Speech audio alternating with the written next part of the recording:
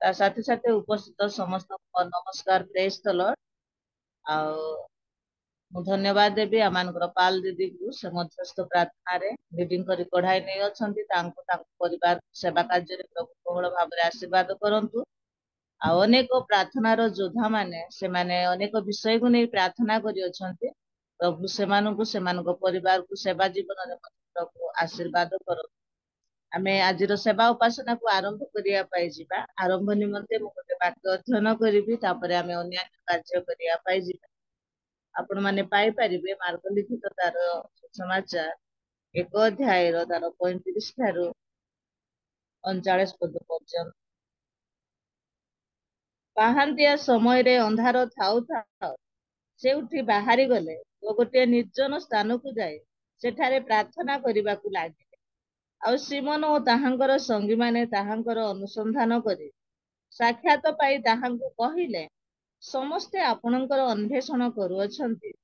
ସେଥିରେ ଯୀଶୁ ସେମାନଙ୍କୁ କହିଲେ, ଆସ ଆମ୍ଭେମାନେ ଅନ୍ୟ ସ୍ଥାନ ଅର୍ଥାତ୍ ନିକଟବର୍ତ୍ତୀ ବଡ ବଡ ଗ୍ରାମକୁ ଯିବା, ସେଠାରେ ମଧ୍ୟ ମୁଁ ପ୍ରଚାର କରିବି, କାରଣ ସେହି ଉଦ୍ଦେଶ୍ୟରେ ମୁଁ ବାହାରି ଅଛି। ପୁଣି ଯୀଶୁ ସମୁଦାୟ ଗାଲିଲୀରେ ଭ୍ରମଣ କରୁ କରୁ ସେମାନଙ୍କର ସମସ୍ତ ସମାଜ ଗୃହରେ ପ୍ରଚାର କଲେ ଓ ଭୂତମାନଙ୍କୁ ଛଡାଇଲେ। ପ୍ରଭୁ ଆପଣା ବାକ୍ୟରେ ଆଶୀର୍ବାଦ କରନ୍ତୁ। ଆସନ୍ତୁ ଆମେ ଆରାଧନା କରିବା ପାଇଁ ଯିବା। କାରଣ ବାକ୍ୟରେ ଲେଖାଯାଏ, ହେ ସକଳ ଦେଶ ତୁମେମାନେ ପ୍ରଭୁଙ୍କ ଉଦ୍ଦେଶ୍ୟରେ ଆନନ୍ଦ ଧ୍ୱନି କର, ଆନନ୍ଦରେ ତାହାଙ୍କର ସେବା କର, ଗାନ କରି ତାହାଙ୍କ ଛାମୁକୁ ଆସ। ଆଉ ସେହି ଗୌରବ ପ୍ରଶଂସା କରିବା ନିମନ୍ତେ ଆଜି ଆମମାନଙ୍କର ସମ୍ମୁଖରେ ପ୍ରଭୁଙ୍କର ଦାସୀ ଅଛନ୍ତି। ଆଉ ଆପଣ ମାନେ ଜାଣନ୍ତି ପ୍ରଭୁ ତାଙ୍କୁ ଅନେକ ଶକ୍ତି ଦେଇ ଅଛନ୍ତି। ପରିଚାଳନା କରିବାରେ ପ୍ରଭୁ ତାଙ୍କୁ ଶକ୍ତି ଦେଇ ଅଛନ୍ତି। ଆଉ ଆରାଧନା କରିବାରେ ମଧ୍ୟ ପ୍ରଭୁ ତାଙ୍କୁ ଶକ୍ତି ଦେଇ ଅଛନ୍ତି। ବାକ୍ୟ କହିବାରେ ମଧ୍ୟ ପ୍ରଭୁ ତାଙ୍କୁ ଶକ୍ତି ଦେଇ ଅଛନ୍ତି। ପ୍ରଭୁ ତାଙ୍କୁ ଅନଲାଇନ ଅଫଲାଇନ ରେ ବ୍ୟବହାର କରି ଆଣୁଅଛନ୍ତି। ସେ କେହି ନୁହନ୍ତି ଆମମାନଙ୍କର ପ୍ରିୟ ଆଉ ମଲ୍ଲିକ ଦିଦି। ମୁଁ ପ୍ରଭୁ ଯୀଶୁଖ୍ରୀଷ୍ଟଙ୍କ ନାମରେ ତାଙ୍କୁ ସମ୍ମୁଖକୁ ଆହ୍ୱାନ କରେ। ଆଉ ସେ ସମ୍ମୁଖକୁ ଆସିବା ସମୟରେ ଆମେ ଉଚ୍ଚ କରତାଳ ସହିତ ଦିଦିଙ୍କୁ ସ୍ୱାଗତ କରିବା। ଦିଦି ପ୍ରେଜ ଦ ଲର୍ଡ। ପ୍ରେଜ ଦ ଲର୍ଡ ସିଷ୍ଟର, ପ୍ରେଜ ଦ ଲର୍ଡ। ଆପଣଙ୍କ ସର୍ବପ୍ରଥମେ ଆପଣ ଆରାଧନା କରିବା। ଧନ୍ୟବାଦ ସିଷ୍ଟର। ସର୍ବପ୍ରଥମେ ସୃଷ୍ଟିକର୍ତ୍ତା ଜୀବିତ ପରମେଶ୍ୱରଙ୍କୁ ଧନ୍ୟବାଦ ଦିଏ ସୁନ୍ଦର ସୁଯୋଗ ନିମନ୍ତେ ପ୍ରାତ ସମୟରେ ତାଙ୍କର ଆରାଧନା କରିବା ପାଇଁ ମନୋନୀତ କରିଥିବାରୁ। ତା ସହିତ ହୋଷ୍ଟ ଆଜ୍ଞାକୁ ଧନ୍ୟବାଦ ଦିଏ ସୁନ୍ଦର ସମୟ ନିମନ୍ତେ, ସୁଯୋଗ ନିମନ୍ତେ। ଆଉ ବିଶେଷ ଭାବରେ ମୋହନ ସିଷ୍ଟରଙ୍କୁ ଧନ୍ୟବାଦ ଦିଏ ଅତି ସୁନ୍ଦର ଭାବରେ ପରିଚାଳନା ସହ ଅତି ସୁନ୍ଦର ଭାବରେ ଆହ୍ୱାନ କରିଥିବାରୁ। ପ୍ରଭୁ ଆପଣଙ୍କୁ ଆଶୀର୍ବାଦ କରନ୍ତୁ। ଜୁମ୍ ରେ ଉପସ୍ଥିତ ହେଇଥିବା ପ୍ରତ୍ୟେକ ପ୍ରଭୁଙ୍କର ପ୍ରିୟ ଲୋକମାନଙ୍କୁ ମୋର ପ୍ରେଜ ଲଭ୍। ଆସନ୍ତୁ ଏଇ ସମୟରେ ଯୋଉ ପ୍ରାତ ସମୟରେ ପରମେଶ୍ୱରଙ୍କ ଅନୁଗ୍ରହ ଦୟାରୁ ଆମମାନେ ଜୀବିତ ହୋଇ ତାହାଙ୍କର ପାଦତଳେ ବସିବା ପାଇଁ ରିଏଲ ମିନିଷ୍ଟ୍ରି ଉପାସନା ମାଧ୍ୟମରେ ଆମମାନଙ୍କୁ ସୁଯୋଗ ଦେଲେ। ସେଇ ମହାନ ପରମେଶ୍ୱରଙ୍କର ଆମମାନେ ଆରାଧନା କରିବା, ତାଙ୍କର ମଙ୍ଗଳ ଦାନକୁ ମନେ ପକାଇ ହୃଦୟର ସହିତ ଆତ୍ମାର ସହିତ, ଯେମିତିକି ପାଉଲ ଶିଲା ଯେତେବେଳେ ଆରାଧନା କରୁଥିଲେ କାରାଗାର ଥିଲେ ମଧ୍ୟ ସେ ପ୍ରକାର ଆରାଧନା କରିଅଛନ୍ତି। ଯୋଉ ଆରାଧନା କି ଆଉ ବନ୍ଦୀ ସେ ଆରାଧନା କି ପ୍ରକାର ହଉଛି ଆଉ ପ୍ରଭୁ କେମିତି ଜାଣିବ ସେ ଆରାଧନା ଦ୍ଵାରା ସେ ମନ ପରିବର୍ତ୍ତନ କରିଥିଲା। ଆସନ୍ତୁ ସେହି ପରମେଶ୍ୱରଙ୍କର ଆମମାନେ ଆରାଧନା କରିବା, ପ୍ରଭୁଙ୍କ ନାମକୁ ଗୌରବ କରିବା। ହାଲେଲୁୟା, ପ୍ରେଜ ଦ ଲର୍ଡ। ଆସନ୍ତୁ ଏଇ ସମୟରେ ଆମେ ଆରାଧନା କରିବା। ବିଶ୍ୱାସର ନିତମ ସିଦ୍ଧିଦାତା ଏ ଯୀଶୁ ଆମ ବିଶ୍ୱାସର ନିତମ ସିଦ୍ଧିଦାତା ଏ ଯୀଶୁ ଆମ ଗାଉଥିବୁ ତୁମ ନାମ ଭଜୁଥିବୁ ଯୀଶୁଙ୍କ ନାମ ଗାଉଥିବୁ ତୁମ ନାମ ଭଜୁଥିବୁ ଯୀଶୁଙ୍କ ପ୍ରେମ विश्वासर नितम सिद्धिदाता यीशु आम विश्वासर नितम सिद्धिदाता यीशु आम आई बंका पारी परीक्षा समय दृढ़ भरोसा दिया दानिल पारी पढ़िले गतारे स्थिर विश्वास दिया आई बंका पारी परीक्षा समय दृढ़ भरोसा दिया दानिल पारी पढ़िले गतारे स्थिर विश्वास दिया गाउथिबो तुम नाम भजुथिबो जीशुଙ୍କ प्रेम गाउथिबो तुम नाम भजुथिबो जीशुଙ୍କ प्रेम विश्वासर नितम सिद्धिदाता यीशु आम विश्वासर नितम सिद्धिदाता यीशु आम पाउल सिलांका उजगाम जीवन रे भरी दिया पवित्र आत्मांका अभिषेकाग्नि आउ थरे छुई दिया पाउल श्रीलंका उजगाम जीवन रे भरी दिया पवित्र आत्मांका अभिषेकाग्नि आउ थरे छुई दिया भजुथिबो तुम नाम गाउथिबो यीशुଙ୍କ प्रेम भजुथिबो तुम नाम गाउथिबो यीशुଙ୍କ प्रेम विश्वासर नितम सिद्धिदाता यीशु आम विश्वासर नितम सिद्धिदाता यीशु आम ବାସ୍ତବରେ ଆମମାନଙ୍କ ପରମେଶ୍ୱର ଏକ ପ୍ରକାର ପରମେଶ୍ୱର ଅଟନ୍ତି ଆମମାନେ ଯେତେ ଅସ୍ଥିର ହେଲେ ମଧ୍ୟ ପରମେଶ୍ୱର ତାହାଙ୍କର ପ୍ରେମ ଦ୍ୱାରା ଆମମାନଙ୍କୁ ସଦା ସର୍ବଦା ସ୍ଥିର କରନ୍ତି ଯୋଉ ପରମେଶ୍ୱର ଆମମାନଙ୍କୁ ମାଗିବା ଭାବିବା ଠାରୁ ଅଧିକ ଦେଇ ଅଛନ୍ତି ଯୋଉ ପରମେଶ୍ୱରଙ୍କୁ ଆମେ ନିଜେ ନ ଖୋଜିଲେ ବି ପ୍ରଭୁ ଆମମାନଙ୍କୁ ଖୋଜି ଆଣନ୍ତି ସେହି ପରମେଶ୍ୱରଙ୍କର ଆମମାନେ ପ୍ରଶଂସା ଗୌରବ କରିବା କାରଣ ଏ ଦୁନିଆରେ କେହି ନାହିଁ ଆମମାନଙ୍କୁ ଆଉ ଏତେ ପ୍ରେମ କରି ସତ୍ୟ ମାର୍ଗରେ ଚଲେଇବା ପାଇଁ କେବଳ ଆମ୍ଭମାନଙ୍କର ପ୍ରେମିକ ମୋ ପରମେଶ୍ୱର ଅଟନ୍ତି ଯାହାଙ୍କର ପ୍ରଶଂସା ଯେତେ କଲେ ମଧ୍ୟ କେବେ ହେଲେ ବି ଶେଷ ହେବ ନାହିଁ ସେ ଆମ୍ଭମାନଙ୍କର ପାପକୁ ମଧ୍ୟ ଆଉ କ୍ଷମା କରନ୍ତି କେବେ ହେଲେ ବି ବିଚାରିତରେ ଆଣନ୍ତି ନାହିଁ ତେଣୁକରି ଆସୁ ସେହି ମହାନ ପରମେଶ୍ୱରଙ୍କୁ ଆମମାନେ ଦୟାରେ ପ୍ରଭୁଙ୍କର ଅନୁଗ୍ରହରେ ପାଇଅଛୁ ସେହି ମହାନ ପରମେଶ୍ୱରଙ୍କର ଆମମାନେ ଗୀତ ମାଧ୍ୟମରେ ତାହାଙ୍କୁ ପ୍ରଶଂସା କରିବା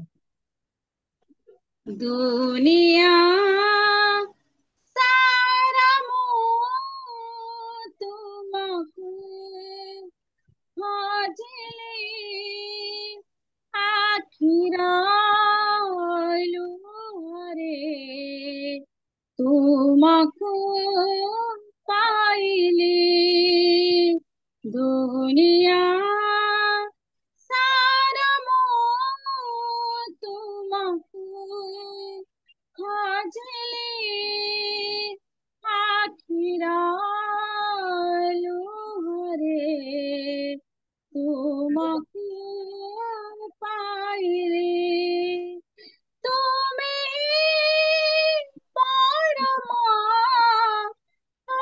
ତ ସୀମା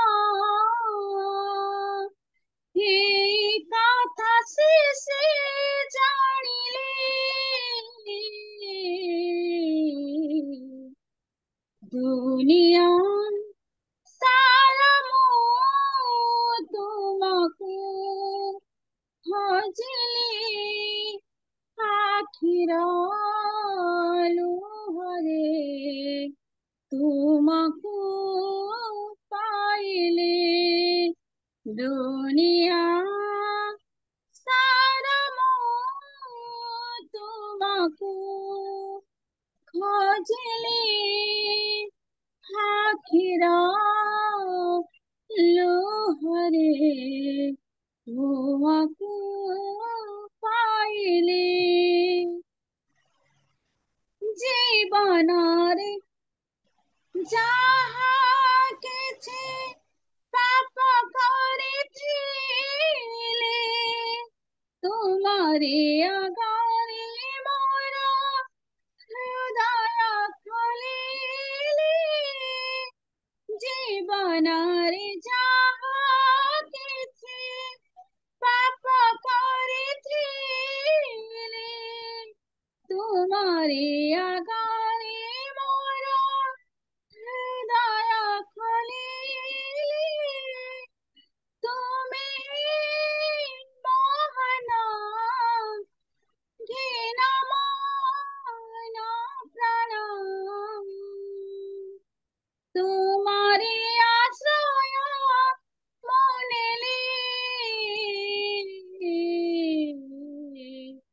দুনিয়া সারা তোমাকে খোঁজলে আখির লোহরে তোমাকে পাইলে দুনিয়া সারা তোমাকে খোঁজলে আখির লোহরে তোমাকে পাইলে আখির যেতে লোহা ঝরে যাও যে অন্তরে যে তোমাকে পাইয়াছি খোঁজে আখির যেতে লোহা ঝরে যাও যে অন্তরে যে তোমাকে পাইয়াছি খোঁজে নিরাশ আশা তুমি তুমি ভরসা দুনিয়া সারা তোমাকে খোঁজলে আখির লোহরে তোমাকে পাইলে দুনিয়া সারা তোমাকে খোঁজলে আখির লোহরে তোমাকে ପାଇଲି ବାସ୍ତବରେ ଆମମାନଙ୍କ ପରମେଶ୍ୱର ଅତି ଦୟାଳୁ ପ୍ରଭୁ ଅଟନ୍ତି। ଆମେ ଯେତେବେଳେ ତାହାଙ୍କର ଚରଣ ତଳେ ବସି ବନ୍ଦନ ସହ ଆମମାନଙ୍କର ମନର ବେଦନାକୁ ଖୋଲି ଦେଇଥାଉ, ପରମେଶ୍ୱର ଆମମାନଙ୍କ ଆଖିର ଲୁହକୁ ଦେଖି ସେ କେବେ ହେଲେ ବି ଆମମାନଙ୍କ ଲୁହକୁ ଦେଖି ସହିପାରନ୍ତିନି। ସେ ତାହାଙ୍କର କୋମଳ ହସ୍ତରେ ଆମମାନଙ୍କର ଆଖିର ଲୁହକୁ ପୋଛି ଦିଅନ୍ତି। କାରଣ ପରମେଶ୍ୱର ମହାନ ଅଟନ୍ତି। ଆମ ଜୀବନରେ ଯେତେ କଷ୍ଟ ଝଡ଼ ଝଞ୍ଜା ଆସିଲେ ମଧ୍ୟ ପରମେଶ୍ୱର ଆମମାନଙ୍କ ସହିତ ସଦା ସର୍ବଦା ରୁହନ୍ତି। ଆମମାନଙ୍କର ପାପମୟ କଳୁଷ ଜୀବନକୁ ସେ ପରିଷ୍କାର କରିଅଛନ୍ତି ଆଉ ତାହାଙ୍କ ନାମରେ ଆମମାନଙ୍କୁ ସନ୍ତାନ କରିଅଛନ୍ତି। ଆସି ସେଇ ମହାନ ପରମେଶ୍ୱରଙ୍କର ଆମେ ଗୋଟେ ଗୀତ ଗାଇ ତାଙ୍କର ଆରାଧନା କରିବା। प्रभु का नामे मुखारे प्रार्थना, प्रभु का नाम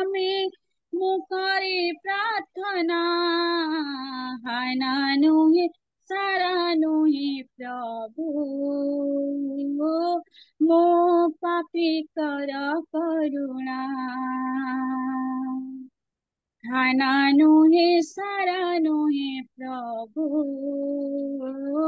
ମୋ ପାପିକର କରୁଣା।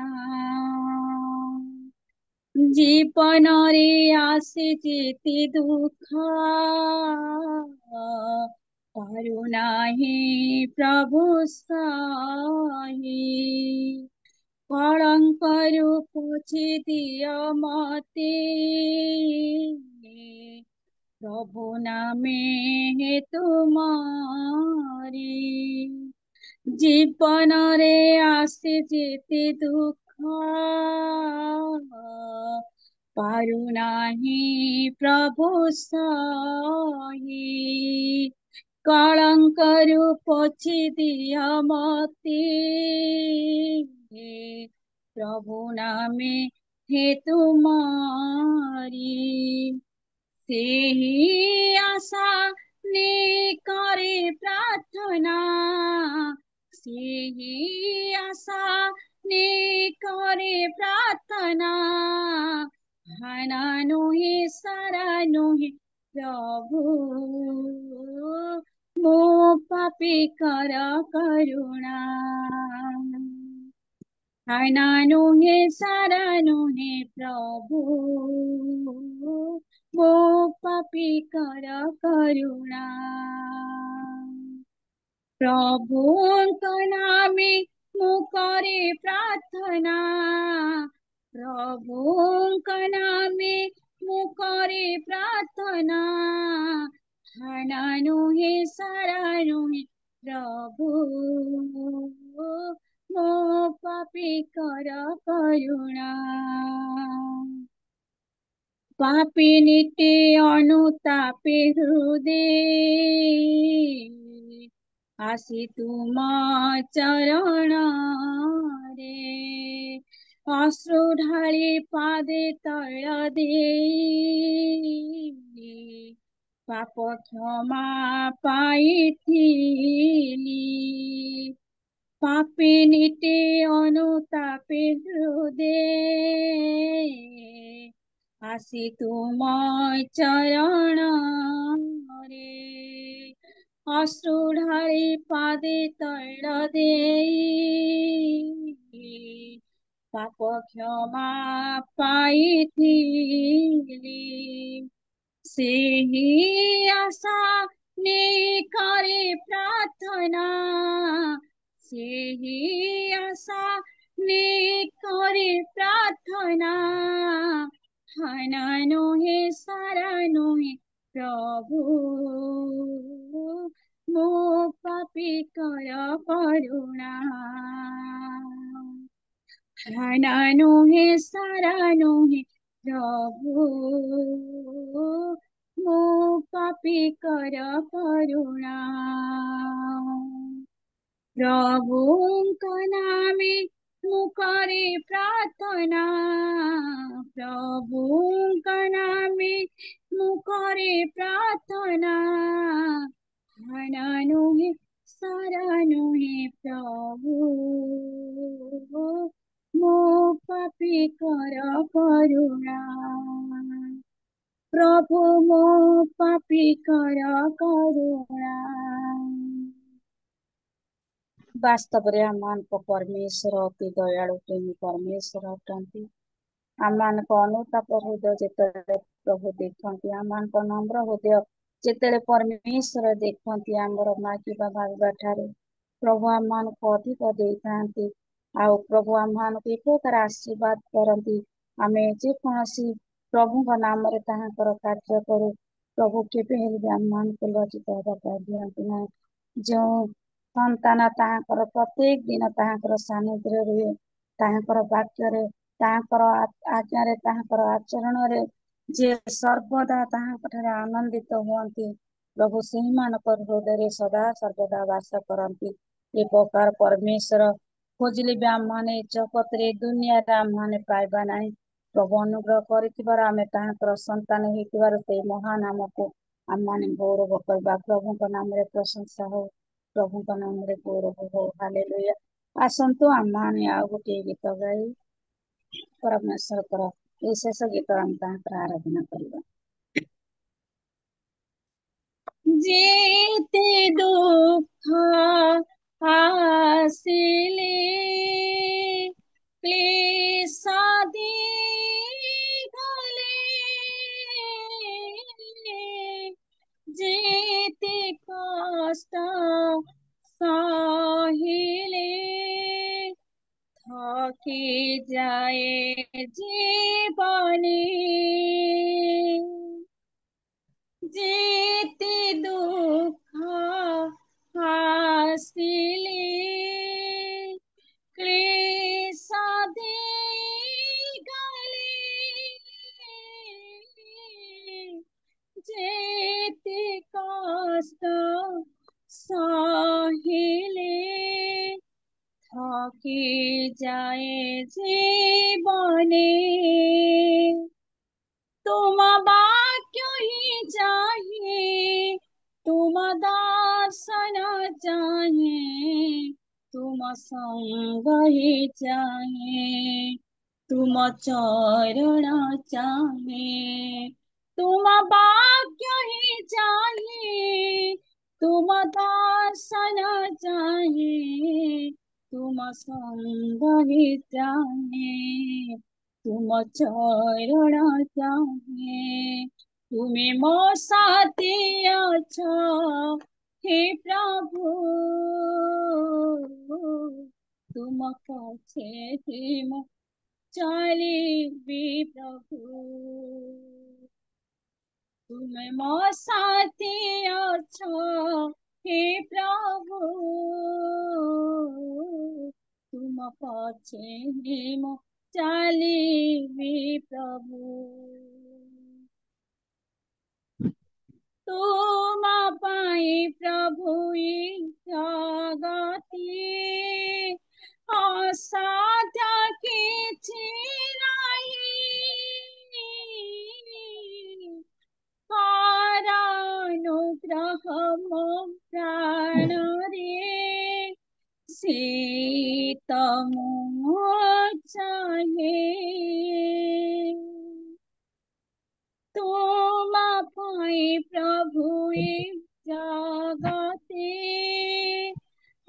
साजा किछि नहीं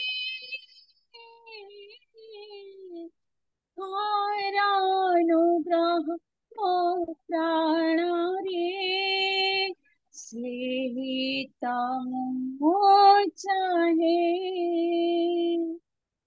तुम वाक्य ही चाहे तुम दर्शन चाहे तुम संग ही चाहे तुम चरण चाहे तुम वाक्य ही चाहे तुम संग ही चाहे तुम चरण चाहे तुम्हें मो साथी अछ हे प्रभु मो पछे ही मो चलिबी प्रभु तुम्हें मो साथी अछ मो प्रभु तुम पछे ही मो चलिबी प्रभु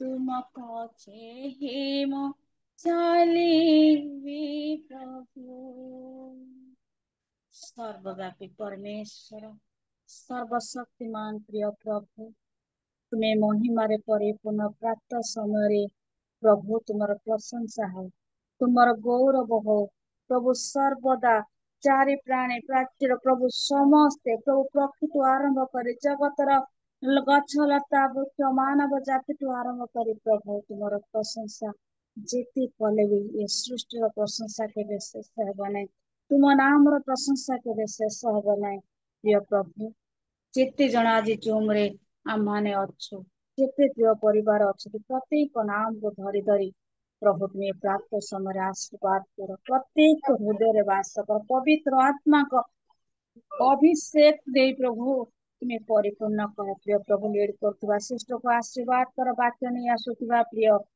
सिस्टर को तुम्हें अनुग्रह कर ओष्ठाधर तुम्हें कथा कह प्रभु हाँ पिता परमेश्वर तुम ठारे कौन विषय असाध्य नुहे प्रभु तुम्हें आशीर्वाद कर अनुग्रह कर प्रभु आज वाक्य द्वारा प्रत्येक जेपरी प्रभु आशीर्वाद युक्त हे तुम्हें साहाଯ୍य कर चतुर्पार्श्व चतुर चारि पाखरे पवित्र आत्मा को बाड़ दे अभिषेक कर तलिपाद मस्तक आरंभ कर प्रभु तुम प्रिय दासी को तुम्हें अभिषेक कर मुख दे तुम्हें उत्तारित हो प्रिय प्रभु मो अचक्य दिनहीन पापिष्ट नारी परमेश्वर तुम आराधना कर दयारे ग्रहण कर बोली तो महानाम को धन्यवाद ए क्षुद्र निवेदन केवल मोर सृष्टिकर्ता जीवित परमेश्वर मो प्रिय प्रभु जीशु नाम मागे तो आमेन आमेन आमेन।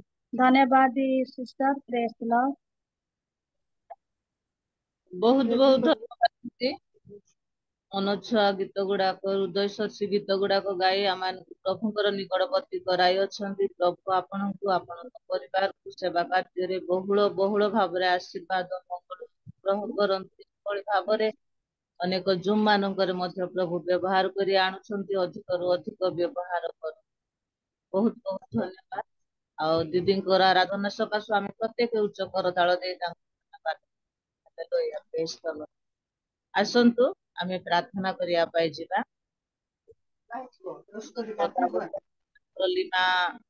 माँ जड़ित अच्छा praise the Lord. Praise the Lord माँ।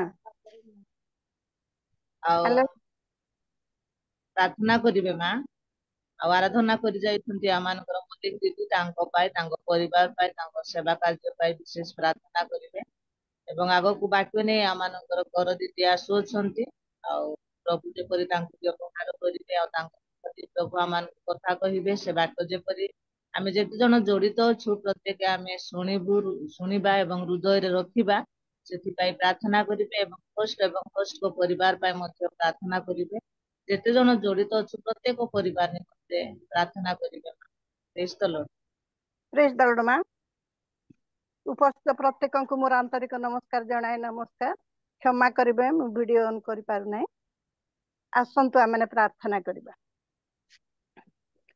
प्राणर प्रियतम स्वर्गीय पिता तमरी पवित्र महानाम को धन्यवाद करुछु प्रशंसा गौरव स्तुति वंदना करुछु प्रभु तुम्हें अनुग्रह कल दया कल प्रभु ए प्रात काल देखिबा पाई देल ए दिन देखिबा को देल प्रभु एही दिन पाई केतेक बांछा करथिले किंतु आज किए तो मेडिकल रे किए तो गृहर शଯ୍ୟାଶାୟୀ रे किए तो कबर साही रे किंतु हे प्रिय प्रभु आमान को सुरक्षा दे जीवन मध्य बंचाइछ से तुमरी नाम को धन्यवाद करुछि प्रभु मध्य प्रात काल मध्य तुमरी उपासना करने आराधना करने तुमरी पाद तले बसवाई तुमरी वाक्य शुणा स्तुति आराधना करने प्रभु आमान को सुंदर अवकाश देल से तुमरी नाम को धन्यवाद करुछि प्रभु ये समय आम जेपरी आपण आपण को सजाड़ा पारू प्रस्तुत करने को पारू जागी रहा पारू प्रभु तुमरी वाक्य को हृदय मध्य संचय कर रखा पारू से ही मन हृदय आम तुम्हें दियो बोली तुम निकट प्रार्थना करुछि जीवंत ईश्वर धन्यवाद करुछि तुमरी दासी अति सुंदर कंठ तुम्हें देछ एवं तुम निमंते प्रभु उत्सर्गित कृत जीवन तुम्हें देछ से धन्यवाद करुछि प्रभु तांको तांको परिवार को तुम्हें बहुल भाव आशीर्वाद कर तांकर सेवा कार्य आशीर्वाद कर आज स्तुति आराधना को तुम्हें ग्रहण कर आहुरी आहुरी तुमरी उद्देश्य से जेपरी प्रभु तुमरी गौरवार्थे शेष संध्या पर्यंत व्यवहार हेबाक पारिब प्रभु सेहीपरि तुम्हें कृपा कर बोली तुम निकट प्रार्थना करुछि जीवंत सत्य पवित्र परमेश्वर प्रभु जो दासी तुमरी वाक्य नहीं आसुँच तुम्हें बहुल भाव आशीर्वाद कर मंगल कर दया कर प्रभु जो द्वारा प्रभु तुमरी पवित्र वाक्य को भांगी बांटिबा पाए तांको तुम्हें शक्ति प्रदान कर आत्मा कर सहायता तुम्हें प्रदान कर तांकर मुखपात्र तुम्हें हो प्रभु कारण तुम्हें पवित्र तुमरी वाक्य पवित्र से ही पवित्र वाक्य को प्रकाश करने पाए प्रभु तुमरी दास दासी मान को तुम्हें मनोनीत कर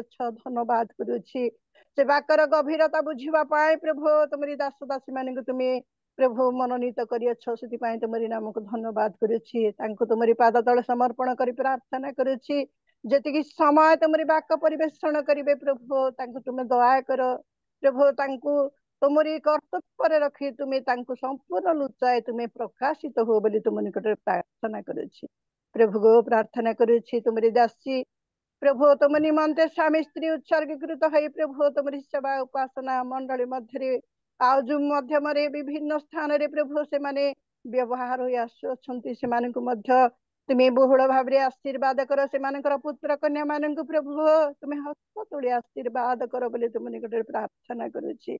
ମଧ୍ୟ ପ୍ରାର୍ଥନା କରୁଅଛି ରାଜା, ଆମେ ଯେତେକ ଯୋଡି ହେଇଛୁ ଆମମାନଙ୍କୁ ପ୍ରତ୍ୟେକଙ୍କୁ ତୁମେ ଆଶୀର୍ବାଦ କର।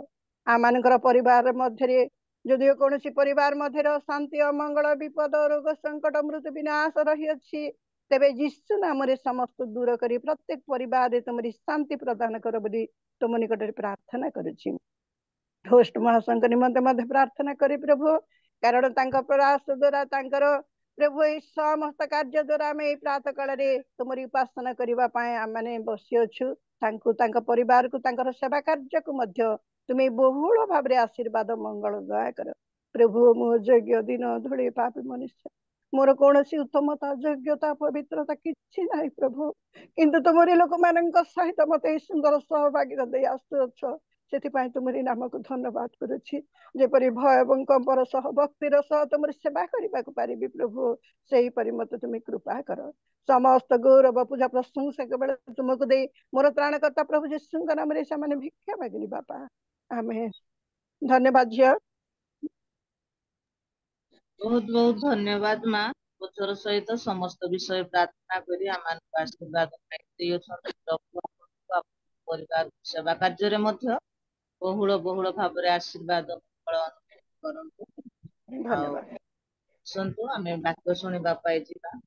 ଯେଉଁ ବାକ୍ୟରେ କି ଜୀବନ ଅଛି, ଯେଉଁ ବାକ୍ୟରେ କି ଅନନ୍ତ ଜୀବନ ଅଛି, ଏବଂ ଯେଉଁ ବାକ୍ୟ କି ମରିୟମ ଶୁଣିବା ଦ୍ୱାରା ଉତ୍ତମ ଭାଗ ମନୋନୀତ କରିଅଛି, ଏବଂ ଯେଉଁ ବାକ୍ୟ ଶୁଣିବା ଦ୍ୱାରା ହୃଦୟର ଆଉ ହୃଦୟ ଫୁଟି ଯାଇଥିଲା, ସେଇ ପବିତ୍ର ବାକ୍ୟ, ଜୀବନ୍ତ ବାକ୍ୟ ଆମେ ଶୁଣିବା ପାଇଁ ଯିବା।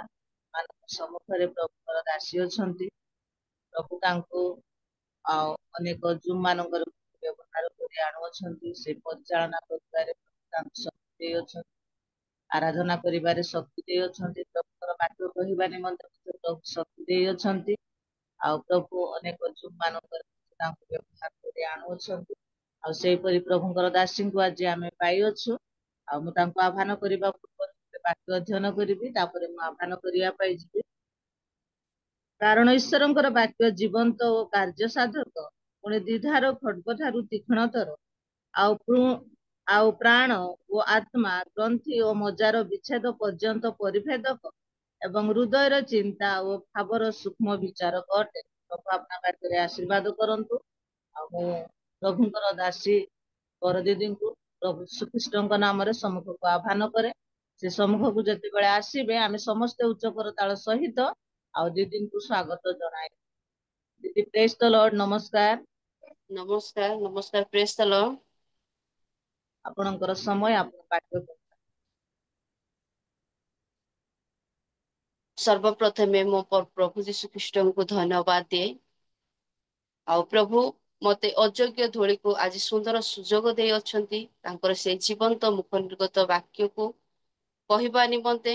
କାରଣ ମୁଁ ସେ ପ୍ରକାର ଯୋଗ୍ୟ ନାହିଁ ପ୍ରଭୁଙ୍କର ସେଇ ବାକ୍ୟରୁ କିଛି କହିବା ପାଇଁ, କାରଣ ମତେ ବାକ୍ୟ କହିବା ପାଇଁ ଭାରି ଭୟ ଲାଗେ।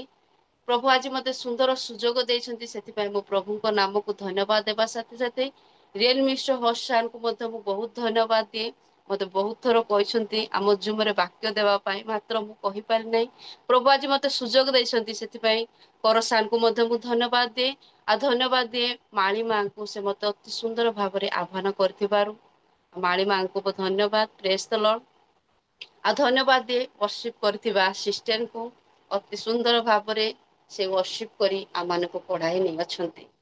ଆସନ୍ତୁ ଆଜି ଆମେ ଆଉ ସେଇ ପ୍ରଭୁଙ୍କର ବାକ୍ୟ ଶୁଣିବାକୁ ଯିବା। ଆଉ ମୁଁ ସେ ପ୍ରକାର ଜ୍ଞାନ ନାହିଁ ପ୍ରଭୁଙ୍କର ବାକ୍ୟ କହିବି। ଆସନ୍ତୁ ଆମେ ସମସ୍ତେ ମିଳିମିଶି ପ୍ରଭୁଙ୍କର ବାକ୍ୟକୁ ଆଉ ପଢିବା ଏବଂ ପବିତ୍ର ଆତ୍ମାଙ୍କ ଦ୍ଵାରା ଆମେ ଶିଖିବା। ଆମେ ଆଜି ମହିଳା ସମିତିରେ ବସିଥିବା ହେତୁ ମହିଳା ଆଉ ମା ମାନଙ୍କର କିଛି ଗୁଣ ବିଷୟରେ ଆମେ ଶିକ୍ଷା କରିବା। ମା ମାନଙ୍କର ଉତ୍ତମ ଉତ୍ତମ ଗୁଣ ବିଷୟରେ, ଆଉ ବାକ୍ୟରେ ଅନେକ ମା ମାନଙ୍କ ବିଷୟରେ, ସ୍ତ୍ରୀ ମାନଙ୍କ ବିଷୟରେ ଆଉ ଲେଖା ହୋଇଅଛି। ଆମେ ସବୁ ଯେ ପଢିବା ଆଉ ବୁଝିବା ଏହା ନାହିଁ, ମାନଙ୍କର ସମୟ ନାହିଁ। ଆମେ କିଛି ଆଉ ସ୍ତ୍ରୀ ମାନଙ୍କ ବିଷୟରେ ଆଉ ପଢିକି ଆମେ ତାହା ଯେ ପ୍ରକାର ସେ ସ୍ତ୍ରୀ ମାନଙ୍କର ଗୁଣ ବିଷୟରେ ଆମେ ଶିକ୍ଷା ଲାଭ କରିବା। ଆଉ ମୁଁ ବାକ୍ୟ ଦେବା ପୂର୍ବରୁ ମୋ ପାଇଁ ପ୍ରାର୍ଥନା ହେଇଛି, ହେଲେ ମଧ୍ୟ ମୁଁ ନିଜକୁ ସମର୍ପଣ କରି ଅଳ୍ପ ସମୟ ପ୍ରାର୍ଥନା କରିବି, ତାପରେ ଆମେ ବାକ୍ୟ ଶୁଣିବାକୁ ଯିବା। ମଙ୍ଗଳମୟ ପରମେଶ୍ୱର ସୈନ୍ୟାଧିପତି ସଦାପ୍ରଭୁ, ତୁମରି ନାମକୁ ଧନ୍ୟବାଦ ଦଉଛି ବାପା। ମୁଁ ଦିନ ପାପୀ ଅଯୋଗ୍ୟ ଧୂଳିକୁ ଆଜି ସୁନ୍ଦର ଅବକାଶ, ସୁନ୍ଦର ସୁଯୋଗ ଦେଇଛ, ସେଥିପାଇଁ ତୁମରି ନାମକୁ ମୁଁ ଧନ୍ୟବାଦ ଦିଏ। ପ୍ରଭୁ ତୁମେ ମୋ ମୁଖକୁ ବାଛିଛ, ମୋ ଅଯୋଗ୍ୟ ଧୂଳି ପ୍ରଭୁ, କୌଣସି ବିଷୟର ଉତ୍ତମତା କି ଯୋଗ୍ୟତା ପବିତ୍ରତା କି ପୁଣ୍ୟତା କିଛି ନାହିଁ। ମୁଁ ଗୋଟେ ପାପୀ ମନୁଷ୍ୟ ପିତା, ମାତ୍ର ତୁମ ସେ ଜୀବନ୍ତ ବାକ୍ୟ ତୁମେ କଥା କହ ବାପା, ତୁମରି ଲୋକମାନଙ୍କୁ, ତୁମରି ଦାସ ଦାସୀ ମାନଙ୍କୁ ପ୍ରଭୁ ପରମେଶ୍ୱର ତୁମେ ଗୌରବ ପାଅ ବାପା। ତୁମେ ମତେ ହଜାଅ ଲୁଚାଅ, ତୁମେ ଯୋଉ ବାକ୍ୟ ଆଜି ଦେବା ପାଇଁ ଯାଉଛ ତାହା ତୁମେ କଥା କହି ପ୍ରତ୍ୟେକଙ୍କୁ ବୁଝାଅ ବୋଲି ପ୍ରିୟତମ ପ୍ରଭୁ ଯୀଶୁଙ୍କ ନାମରେ ମାଗିଲି ପିତ, ଆମେନ୍। ଆମେ ଏଇଠି ଦେଖୁ ହିତୋପଦେଶ 31:10 ଗୁଣବତୀ ସ୍ତ୍ରୀ କିଏ ପାଇପାରେ, ମୁକ୍ତା ଠାରୁ ହିଁ ତାହାର ମୂଲ୍ୟ ଅଧିକ। ଏଇଠି ଆମେ ଦେଖୁ ଗୁଣବତୀ ସ୍ତ୍ରୀ, କାହାକୁ ଗୁଣବତୀ ସ୍ତ୍ରୀ କୁହାଯାଏ? ଆମେ ସେ ହିତୋପଦେଶ 31 ଯଦି ଆମେ ପାଠ କରିବା, ତା ତଳକୁ ତଳକୁ ତାର ସ୍ତ୍ରୀ, ସେଇ ଗୁଣବତୀ ସ୍ତ୍ରୀର ବିଷୟରେ ଅନେକ ବିଷୟରେ ଲେଖା ହୋଇଅଛି। ସେ କେମିତି ଆଉ ରାତ୍ରି ଥାଉ ଥାଉ ଉଠିବ, ଆଉ ତାଙ୍କ ସ୍ଵାମୀ ଆଉ ତାଙ୍କ ସ୍ତ୍ରୀର ଆଉ ସ୍ଵାମୀ ତାଙ୍କର ସ୍ତ୍ରୀର ହୃଦୟ ତାଙ୍କ ଠାରେ କି ପ୍ରକାର ଭରସା କରେ, ଏଇ ସବୁ ନିର୍ଭର କରେ। ଆଉ ସେ ପରିବାର ଲୋକମାନଙ୍କ ପାଇଁ ଖୁସିରେ କି ପ୍ରକାର ଆଉ ଖାଦ୍ୟ ଭୋଜନ ବନାଏ, ଏସବୁ ବିଷୟରେ ଲେଖା ହୋଇଅଛି। ଆମେ ଦେଖୁ ବହୁତ ଥର ପ୍ରଭୁଙ୍କର ଦାସ ଦାସୀ ମାନଙ୍କ ମୁଖରୁ ଆମେ ଶୁଣୁ ସେଇ ଗୁଣବତୀ ସ୍ତ୍ରୀ ମାନଙ୍କ ମଧ୍ୟ ଆଉ ବିଷୟରେ। ଆଜି ଆମେ ସେଇ କିଛି ଗୁଣବତୀ ସ୍ତ୍ରୀ, ଯୋଉମାନେ କି ପ୍ରଭୁଙ୍କୁ ଆଉ ନିଜ ନିଜ ପରିବାରକୁ ବା ସ୍ଵାମୀଙ୍କୁ ଭୟ କରି ଚାଲନ୍ତି, ତାଙ୍କ ଜୀବନରେ କି ପ୍ରକାର ଆଶୀର୍ବାଦ ପାଆନ୍ତି, ଆମେ ସେଇ ବିଷୟରେ ଆଜି ଶିକ୍ଷା କରିବା। ଆମେ ଶିକ୍ଷା କରିବା ଆଉ ସ୍ଵାମୀର ବଶୀଭୂତା ନାରୀ ସାରାଙ୍କ ବିଷୟରେ। ଆମେ ପ୍ରଥମ ପିତର 3:6 ଦେଖିବା।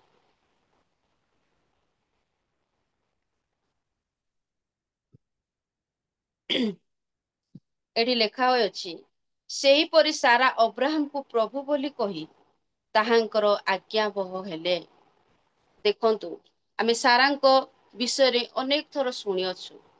ଯେତେବେଳେ ଅବ୍ରାହମ ତାଙ୍କର ପୈତୃକ ଗୃହ ପରିତ୍ୟାଗ କରି ପରମେଶ୍ୱର ତାହାଙ୍କୁ ଯୋଉ ଆଉ ଗୃହ ଛାଡି ଯିବା ପାଇଁ କହିଲେ, ସେ ତାଙ୍କ ସ୍ଵାମୀଙ୍କର ବଶୀଭୂତା ହେଇ ତାହାଙ୍କ ସହିତ ସେ କଣ କଲେ, ଆଉ ଚାଲି ଆସିଲେ। ଆମେ ଦେଖୁଛୁ ସେ ଯେତେବେଳେ ପ୍ରଭୁଙ୍କୁ ଭୟ କରୁଛନ୍ତି ଏବଂ ତାଙ୍କ ସ୍ଵାମୀଙ୍କର ମଧ୍ୟ ଭୟ କରି ତାଙ୍କ ସ୍ଵାମୀ ଯୋଉ ସ୍ଥାନକୁ ଯାଉଥିଲେ, ସେ ସେଇ ସ୍ଥାନକୁ ଯାଉଥିଲେ। ଆଉ ସେ ତାଙ୍କ ସ୍ଵାମୀଙ୍କୁ ଭୟ କରି ସେ କଣ କରୁଥିଲେ, ଚାଲୁଥିଲେ। ଆମେ ଦେଖୁ କରନ୍ତୀୟ ପୁସ୍ତକରେ ଆଉ ପ୍ରଭୁ ଭୟ ବିଷୟରେ ଲେଖା ହୋଇଅଛି। ସ୍ତ୍ରୀ ମାନେ କି ପ୍ରକାର ରହିବା ଦରକାର, ସ୍ତ୍ରୀ ମାନେ ଆଉ କେମିତି ଭାବରେ ରହିବା ଦରକାର। ଆଜିକାଲି ଆମେ ଜଗତ ମଧ୍ୟରେ ଦେଖୁ ଅନେକ ସ୍ତ୍ରୀ ମାନଙ୍କର ବିଷୟରେ, ଅନେକ ସ୍ତ୍ରୀ ମାନେ ସ୍ଵାମୀ ମାନଙ୍କର କଥା ମାନନ୍ତି ନାହିଁ। ସ୍ଵାମୀ ମାନେ ଯାହା କହିବେ ସେମାନଙ୍କ କଥା ନ ଶୁଣି ସେମାନେ ନିଜ କଥାକୁ ଆଉ କହନ୍ତି। ମାତ୍ର ଏଇଠି ଆମେ ସାରାଙ୍କୁ ଦେଖୁଛୁ, ସେ ସ୍ଵାମୀ ଯୋଉ ସ୍ଥାନକୁ ଯାଆନ୍ତି ତାଙ୍କ ପଛରେ ସେ ଯାଉଥିଲେ। ଆଉ ସେ ପ୍ରଭୁଙ୍କୁ ଭୟ କରୁଥିଲେ ଏବଂ ତା ସାଥେ ସାଥେ ସ୍ଵାମୀଙ୍କୁ ଭୟ ଏବଂ ଭକ୍ତି କରି ସେ ତାହାଙ୍କର ବଶୀଭୂତା ହୋଇ ଜୀବନ କାଟୁଥିଲେ। ଆଦି ପୁସ୍ତକ 18:12 ଲେଖା ହୋଇଅଛି, ଆଉ ଯେତେବେଳେ ସ୍ୱର୍ଗଦୂତ ତାହାଙ୍କ ଆଉ ଗୃହକୁ ଆସିଲେ ଏବଂ ସାରାଙ୍କୁ କହିଲେ, ତୁମ୍ଭେ ଏକ ପୁତ୍ର ଆଉ ପ୍ରସବ କରିବ ବା କୋଳରେ ଧରିବ, ସେ ହସିଲେ କାରଣ ସେ ବୃଦ୍ଧ ଥିଲେ। ଦେଖୁଛୁ ଆମେ ଏଇଠି ମାତ୍ର ତାଙ୍କର ସେଇ ବଶୀଭୂତା ଜୀବନ ଥିବା ହେତୁ, ଭୟ ଜୀବନ ଥିବା ହେତୁ ସେ କଣ କଲେ, ବୃଦ୍ଧ ଅବସ୍ଥାରେ ପୁତ୍ର ପ୍ରାପ୍ତ କଲେ। ସେ ବୃଦ୍ଧ ଅବସ୍ଥାରେ ଆଉ ସେ ଇସାକଙ୍କୁ ଆଉ କଣ କଲେ, ଜନ୍ମ ଗ୍ରହଣ କଲେ, କୋଳ ମଧ୍ୟରେ ଧରିଲେ। ଦେଖ ତାଙ୍କର ସେ ଭୟ ଜୀବନ ଥିବା ହେତୁ ଯୋଉ ସମୟରେ କି ଆଉ ପୁତ୍ର କି କନ୍ୟା ସେ ଜାତ କରି ନ ପାରିଥାନ୍ତେ, ମାତ୍ର ଈଶ୍ୱର ତାହାଙ୍କୁ ସେହି ସମୟରେ ଏକ ପୁତ୍ର ଦେଲେ, ମାର ଅଧିକାର ଦେଲେ।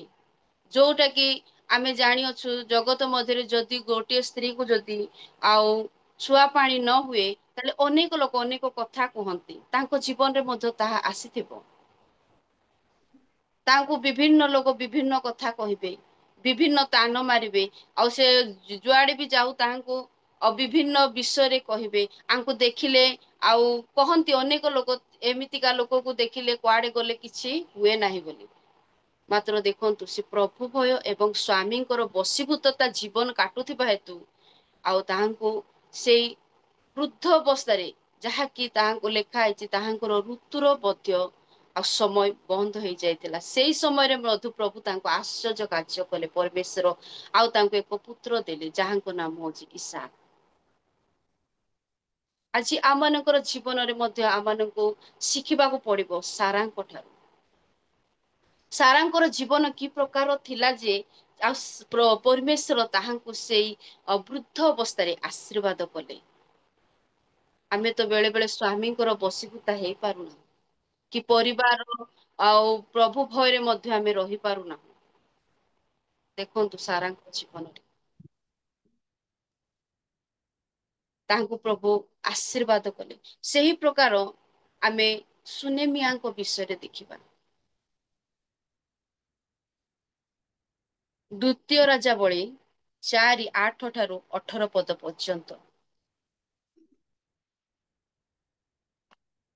ଦ୍ଵିତୀୟ ରାଜାବଳୀ 4:8 ରୁ 18। 8 ଗୋଟିଏ ପଦ ପାଠ କରିଦିଅନ୍ତୁ। 4:8।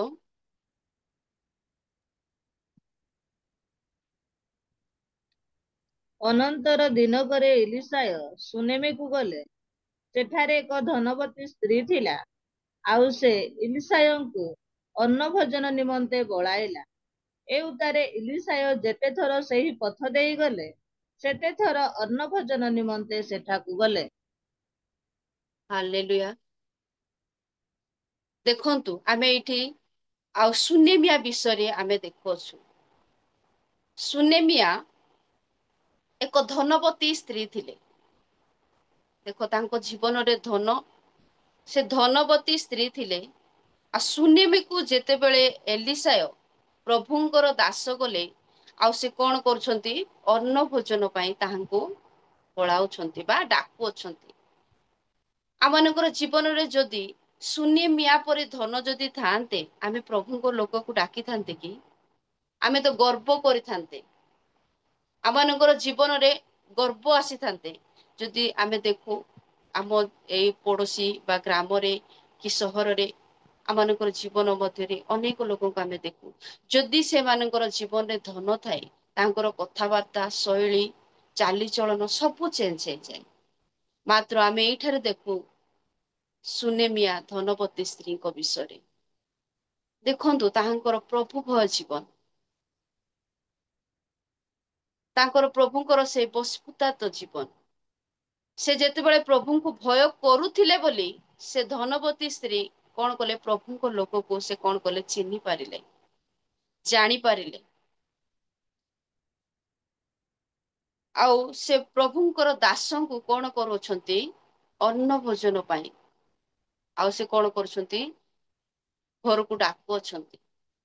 ଆମମାନଙ୍କର ଜୀବନରେ ଯଦି ଆମେ ଗୋଟିଏ ପାଳକ ବା ହଉ ଗୋଟେ ସେବା କାର୍ଯ୍ୟ କରୁଥିବା ଦାସ ବା ଦାସୀ ଥରେ ଆମ ଘରକୁ ଆସନ୍ତି, ଖାଆନ୍ତି, ଆଉ ଥରେ ଆସନ୍ତି, ତାହେଲେ ଆମେ କଣ ହେଇଯାଉ ବିଜାର ହେଇଯାଉ। ଆମେ ମନ ମଧ୍ୟରେ ଅନେକ ବିଷୟର ପାପ ଚିନ୍ତା କରୁ। ଅନେକ ବିଷୟରେ ଆମେ ଭାବିଥାଉ। ମାତ୍ର ଦେଖନ୍ତୁ ସୁନେମିଆ ଯେତେ ଥର ସେଇ ପଥ ଦେଇ ଗଲେ ସେତେ ଥର କଣ କଲେ ତାଙ୍କୁ ଭୋଜନ ନିମନ୍ତେ ଡାକିଲେ। ତାଙ୍କ ଜୀବନର ସେଇ ଭୟତା ଦେଖନ୍ତୁ ଆମ ମାନଙ୍କୁ। ପ୍ରଭୁ ଯୀଶୁଙ୍କୁ ସେ କି ପ୍ରକାର ଭୟ କରୁଥିଲେ। ଆଉ ସେ ପ୍ରଭୁଙ୍କୁ ଭୟ କରୁଥିବା ହେତୁ ସେ ପ୍ରଭୁଙ୍କର ଦାସ ପାଇଁ ଚିନ୍ତା କଲେ। ଆମେ ତଳକୁ ତଳକୁ ପାଠ କଲେ ଆମେ ଜାଣିପାରିବା। ସେଇ 8 ରୁ ଆଉ 18 ପର୍ଯ୍ୟନ୍ତ ପାଠ କଲେ ଆମେ ଜାଣିପାରିବା। ସୁନେମିଆ ତା ପ୍ରଭୁଙ୍କ ଦାସଙ୍କ ପାଇଁ, ତାଙ୍କ ରହିବା ପାଇଁ, ସେ ଆସିଲେ ବସିବା ପାଇଁ, ଶୋଇବା ପାଇଁ ଅନେକ ବିଷୟର ଚିନ୍ତା କଲେ। ପ୍ରଭୁଙ୍କ ଦାସଙ୍କୁ ଆଉ ରହିଲେ କଣ କଣ ଆବଶ୍ୟକ ହବ ସେଇ ସବୁ ବିଷୟ ଲେଖା ହୋଇଅଛି। ସେ ସବୁ ବିଷୟ ସେ ତାଙ୍କ ସ୍ଵାମୀଙ୍କୁ ବିନୟ କରି ସେ କଣ କରୁଛନ୍ତି, ଗୃହର ଉପର ଘରେ ଗୋଟିଏ ଛୋଟ କୋଠରୀ କରିବା ନିମନ୍ତେ ସେ କଣ କଲେ, ତାଙ୍କ ସ୍ଵାମୀକୁ ଅନୁରୋଧ କଲେ। ଦେଖନ୍ତୁ ତାଙ୍କ ଜୀବନ, ଆଜି ଆମମାନଙ୍କ ଜୀବନରେ ସେଇ ପ୍ରକାର ସୁନେମିଆ ପରି ଅଛି କି? ଆଜି ଆମମାନଙ୍କର ଜୀବନରେ ସେ ସୁନେମିଆ ପରି ଆଉ ପ୍ରଭୁ ଭୟ ଜୀବନ ଅଛି କି? ପ୍ରଭୁଙ୍କର ଲୋକମାନଙ୍କୁ ଭୟ କରିବା ଜୀବନ ଅଛି କି? ସେ ସୁନେମିଆଙ୍କ ଜୀବନରେ ପ୍ରଭୁ ଭୟ ତା ଜୀବନ ଥିଲା। ବଶୀଭୂତାର ଜୀବନ ଥିଲା। ସେଥିପାଇଁ ଆଉ ସେ କଣ ହେଲେ, ତାହାଙ୍କର ମଧ୍ୟ ସ୍ଵାମୀ ବୃଦ୍ଧ ହେଇଯାଇଥିଲା ବୋଲି ବାକ୍ୟରେ ଲେଖା ହୋଇଅଛି। ଯେତେବେଳେ ଏଲିଶାଇ ତାଙ୍କ ଗୃହରେ ରହିବାକୁ ଗଲେ, ଯେତେବେଳେ ଆମେ ପ୍ରଭୁଙ୍କ ଲୋକଙ୍କୁ ଆତିଥ୍ୟ କରୁ ବା ସମ୍ମାନ ଦଉ, ତାହେଲେ କଣ ପ୍ରଭୁ ଆମମାନଙ୍କର ଜୀବନର ଆବଶ୍ୟକତା କଣ କରନ୍ତି, ପୂର୍ଣ୍ଣ କରନ୍ତି। ସେଦିନ ଯିଏ ସୁନେମିଆଙ୍କ ଜୀବନରେ ଯାହା ଆବଶ୍ୟକ ଥିଲା, ପରମେଶ୍ୱର ତାହା କଣ କଲେ, ପୂର୍ଣ୍ଣ କଲେ। ତାଙ୍କ ଦାସଙ୍କୁ, ତାଙ୍କ ଦାସ ତାହାଙ୍କୁ ଡାକିଲେ, ସେ କହିଲେ ମୋର ସ୍ଵାମୀ ବୃଦ୍ଧ। ହେଲେ ମଧ୍ୟ ପ୍ରଭୁ ତାହାଙ୍କୁ ଆଶୀର୍ବାଦ କଲେ, ପୁତ୍ର ଦେଲେ, ସନ୍ତାନ ଦେଲେ। ସେ ମଧ୍ୟ ସନ୍ତାନ ବିହୀନ ମାତା ଥିଲେ। ପ୍ରଭୁ ତାଙ୍କୁ ଆଶୀର୍ବାଦ ଏବଂ ଜୀବନ ମଧ୍ୟ ତାଙ୍କ ପୁତ୍ରଙ୍କୁ ଦେଲେ। ଆଜି ଆମମାନଙ୍କର ଜୀବନରେ ସୁନେମିଆ ପରି ଜୀବନ ହେବା ଦରକାର। ସୁନେମିଆ ପରି ଜୀବନ ଯାପନ କାଟିବା ଦରକାର। ସୁନେମିଆ ପରି ଭୟ ଜୀବନ ହେବା ଦରକାର। ସୁନେମିଆ ପରି ପ୍ରଭୁଙ୍କର ଲୋକମାନଙ୍କୁ ଦେଖି, ଗୃହକୁ ଡାକି ସେମାନଙ୍କର ଆତିଥ୍ୟ କରିବା ଜୀବନ ଆମମାନଙ୍କର ଜୀବନରେ ହେବା ଦରକାର। ଆସନ୍ତୁ ଆମେ ଆଉ ଗୋଟେ ବିଷୟ ଦେଖିବା, ପ୍ରେମକାରିଣୀ ଋତଙ୍କ ବିଷୟରେ। ଋତ ପୁସ୍ତକ ତାର 1:8-18 ପଦ, ମାତ୍ର 8 ପଦ ପଢି ଦିଅନ୍ତୁ। ଋତ 1:8।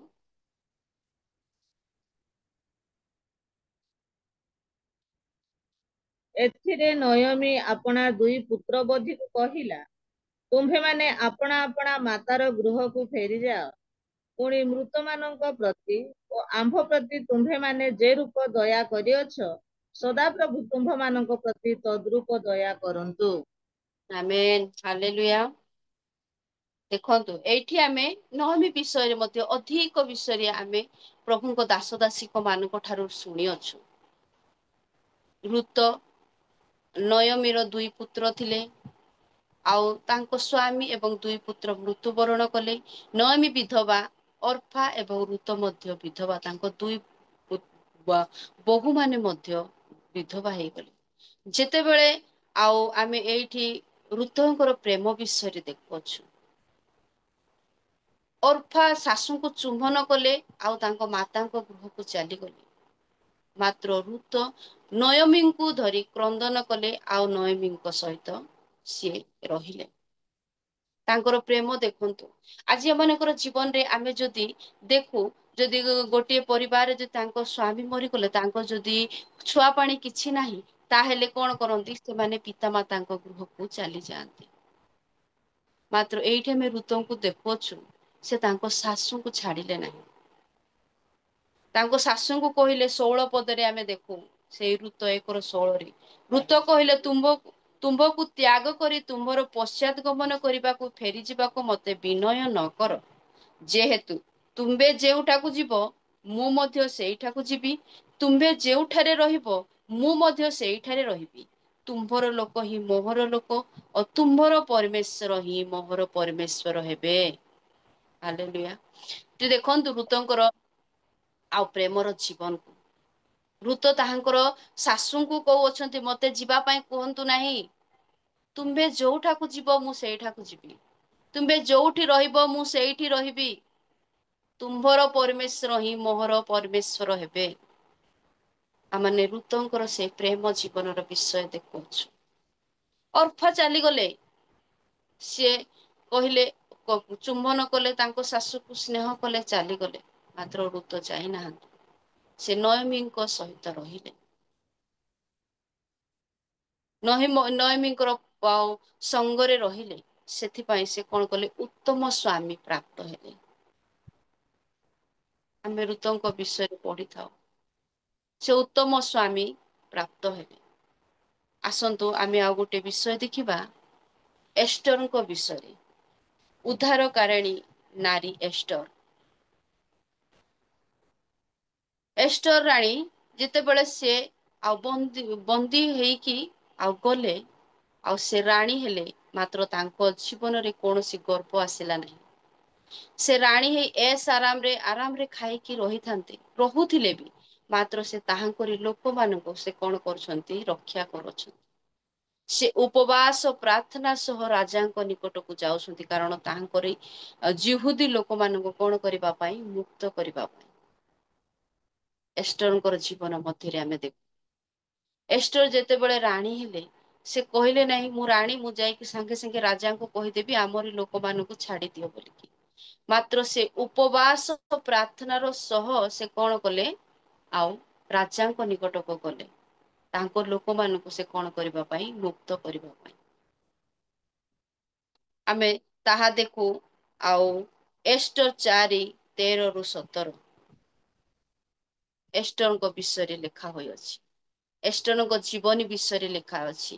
ମର୍ଦ୍ଦେଖାଇ ତାଙ୍କୁ କଣ କରିଥିଲେ, ଆଉ ପ୍ରତିପାଳନ କରିଥିଲେ, ପୋଷିଆ ଆଉ ଝିଅ କରିକି ତାହାଙ୍କୁ ନେଇଥିଲେ। ଦେଖନ୍ତୁ ଆଜିକାଲି ଜୀବନରେ କିଛି କିଛି ଝିଅ ମାନେ ଅଛନ୍ତି, ଗୋଟିଏ ଜାଗାରେ ଯଦି ଆରାମରେ ରୁହନ୍ତା, ହେଲେ ଜନ୍ମ କରିଥିବା ପିତା ମାତାକୁ ମଧ୍ୟ ଭୁଲି ଯାଆନ୍ତି। ମାତ୍ର ଏଷ୍ଟର ଯିଏକି ତାହାଙ୍କୁ ପ୍ରତିପାଳନ କରିଥିଲେ, ମର୍ଦ୍ଦକ୍ଷ, ତାହାଙ୍କୁ ସିଏ କଣ କରୁଛନ୍ତି, ତାଙ୍କ ଆଉ ସେଇ ଜିହୁଦୀ ମାନଙ୍କୁ ସେ କଣ କରୁଛନ୍ତି, ବଞ୍ଚାଉଛନ୍ତି ବା ମୁକ୍ତ କରୁଅଛନ୍ତି।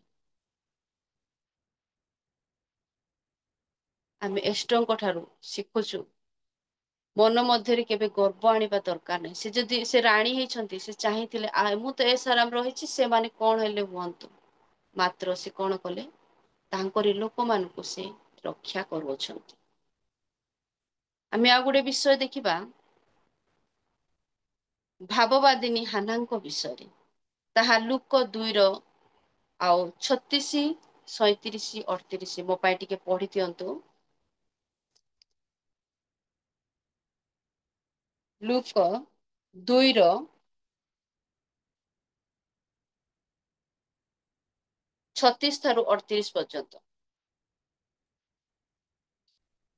ଆଉ ହାନା ନାମ୍ନୀ ଜଣେ ଭାବବାଦିନୀ ଥିଲେ।